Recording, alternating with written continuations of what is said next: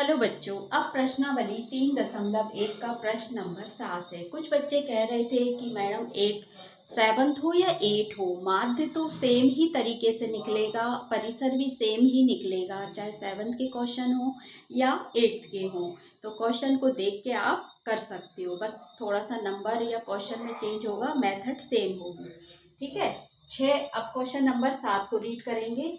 6 क्रमगत वर्षों में एक स्कूल के विद्यार्थियों की संख्या निम्नलिखित है। मतलब 6 क्रमगत वर्षों में यानी लगातार एक साल के बाद इतने। एक साल 1550 बच्चे थे, फिर 1670, 1750, दो ऐसे इनके बच्चे थे। इस समय काल में स्कूल के विद्यार्थियों का माध्य संख्या ज्ञात करो। यानी कि कभी ज्यादा थे, कभी कम थे, तो उनके बीच में अभी इस समय क्या स्थिति है, तो उसके लिए उन्हें माध्य ज्ञात करने को कहा है। तो हमें इसमें कुछ नहीं करना है, पहले तो इन नंबरों को हम लिख लेंगे और सीधा माध्य निकालने के लिए माध्य का फॉर्मूला लिखेंगे। तो माध्य बराबर होता है, क्या होता है, प्रेक्षणों की का योग। ये प्रेक्षण है ना, ये सारे नंबर क्या है, प्रेक्षण है। प्रेक्षणों का योग यानी कि नंबरों का योग बटे प्रेक्षण की संख्या। ठीक, तो प्रेक्षणों का योग क्या है हमारा, माध्य बराबर, हम इन सबको प्लस करेंगे। तो 1550 55 प्लस 1670 प्लस 1750 20 13 प्लस 25 40 प्लस 28 और 20। ठीक, इन सबको लिख लिया, ये हो गए प्रेक्षणों का योग। अब नीचे कितने हैं प्रेक्षणों की संख्या, तो गिनो 1 2 3 4 5 6, यानी कि ये लिखा है 6 क्रमगत, ये 6 है। ठीक, तो माध्य बराबर क्या आएगा, माध्य बराबर इन सबको प्लस करो। तो इन सबका प्लस करने पे कितना आया था हमारा,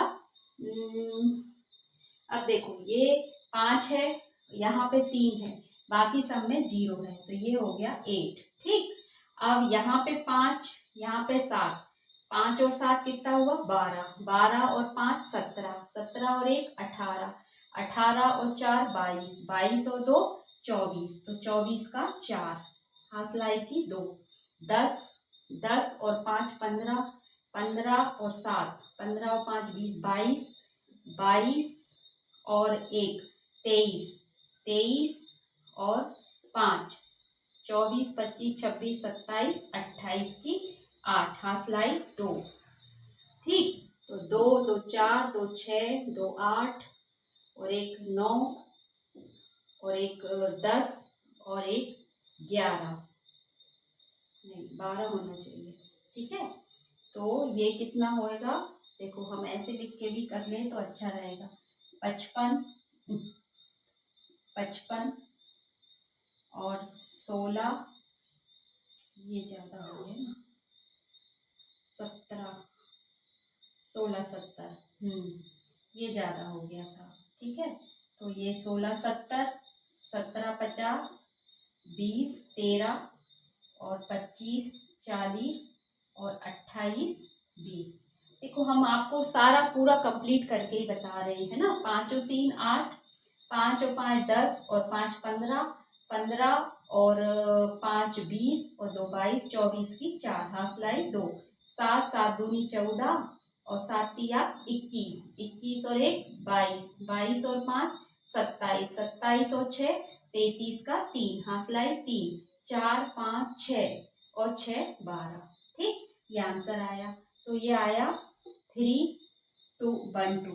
ठीक, अब हमें 6 से भाग देना है, तो ये हमारा टोटल आया।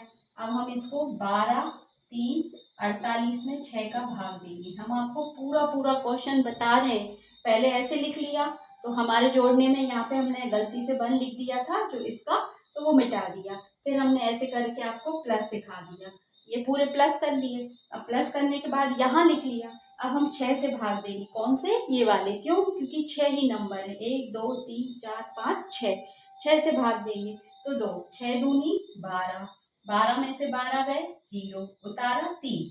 अब देखो 6 बड़ा है 3 छोटा है, भाग नहीं जाएगा, तो हम यहाँ क्या लगा देंगे 0, जब भाग नहीं जाएगा तो क्या लिखोगे 0। अब उतारेंगे हम 4। अब 6 की टेबल में 34 नहीं आता, पर 6 पंजे 30 आता है, तो हम यहाँ पे कितना लिखेंगे 5 और ये लिखेंगे 30। माइनस करेंगे, यहाँ 4 ये 0। अब उतारेंगे 8, तो 6 की टेबल में 48 आता है, 6 8 48, तो ये हो गए 8। 48 में से 48 गए 0, यानी कि हमारा आंसर भाग देने पे आएगा 2058 आंसर। ठीक है, हमने आपको पूरी प्रोसीजर समझा दिया। क्या समझा दी? पूरी कैसे मैथ करते हैं। ये लिखा हुआ सवाल, उसने माध्य संख्या ज्ञात करने को कहा है, हमने माध्य लिखा, उसका फॉर्मूला लिखा, फिर हमने माध्य लिखा, प्रेक्षणों का योग, यानी इन सब नंबरों को जोड़ना है। किससे भाग देना है? प्रेक्षणों की संख्या से, तो 6 से। इन सबको जोड़ा, 12,348 आंसर आया। 6 से भाग देना है, भाग दे के बता दिया और ये उत्तर आ गया।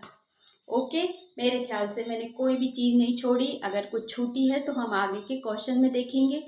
वीडियो को लाइक करो, सब्सक्राइब करो, जहाँ कम दिखे वहाँ बताना। Okay, bye.